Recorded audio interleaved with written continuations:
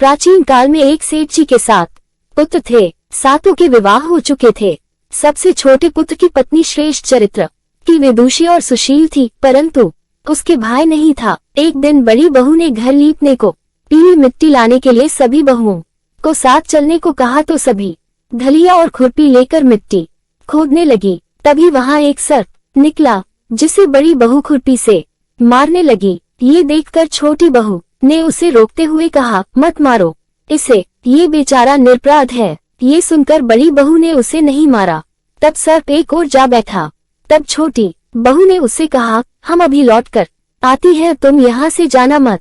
यह कहकर वह सबके साथ मिट्टी लेकर घर चली गई और वहाँ कामकाज में फंसकर सर्प से जो वादा किया था उसे भूल गई। उसे दूसरे दिन वह बात याद आई तो सबको साथ लेकर वहाँ पहुंची और सर्प को उस स्थान पर बैठा देखकर बोली, सर्प भैया नमस्कार। सर्प ने कहा, तू भैया कह चुकी है इसलिए तुझे छोड़ देता हूँ, नहीं तो झूठी बात कहने के कारण तुझे अभी डस लेता।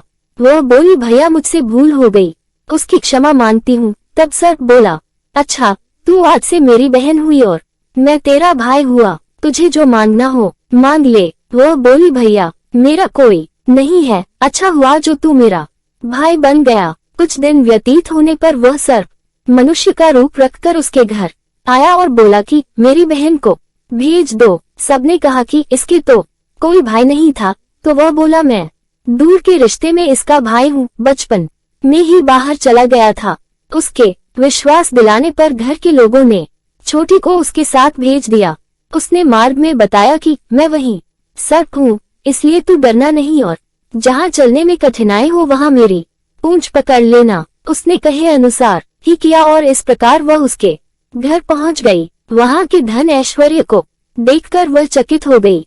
एक दिन सर्प की माता ने उससे कहा, मैं एक काम से बाहर जा रही हूँ, तू अपने भाई को ठंडा दूध पिला देना। उसे यह बात ध्यान न रही और उसे गर्म दूध पिला दिया, जिसमें उसका मुख बेतरह जल गया। ये देखकर सर्प की माता बहुत क्रोधित हुई, परंतु सर्प के समझाने पर शांत हो गई। तब सर्प ने कहा कि बहन को अब उसके घर भेज देना चाहिए। तब सर्प और उसके पिता ने उसे बहुत सा सोना, चांदी, जवाहरात, वस्त्र, भूषण आदि देकर उसके घर पहुंचा दिया। इतना ढेर सारा धन देखकर बड़ी बहू ने ईर्ष्या से कहा, भाई तो बड़ा धनवान है, तुझे तो उसे और भी धन लाना चाहिए। सर्प ने यह वचन सुना तो सब वस्तुएं सोने की लाकर दे दी। ये देखकर बड़ी बहू ने कहा, इन्हें झाड़ने की झाड़ू भी सोने की होनी चाहिए। तब सर्प ने झाड़ू भी सोने की लाकर रख दी। सर्प ने छोटी बहू को हीरा मणियों का एक अद्भुत हार दिया था।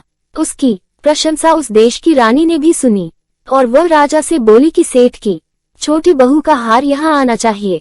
राजा ने मंत्री को हुक्म दिया कि उससे वह हार लेकर शीघ्र उपस्थित हो। मंत्री ने सेठ जी से जाकर कहा कि महारानी जी छोटी बहू का हार पहनेंगी, वह उससे लेकर मुझे दे दो। सेठ जी ने डर के कारण छोटी बहू से हार मंगा कर दे दिया। छोटी बहू को ये बात बहुत बुरी लगी।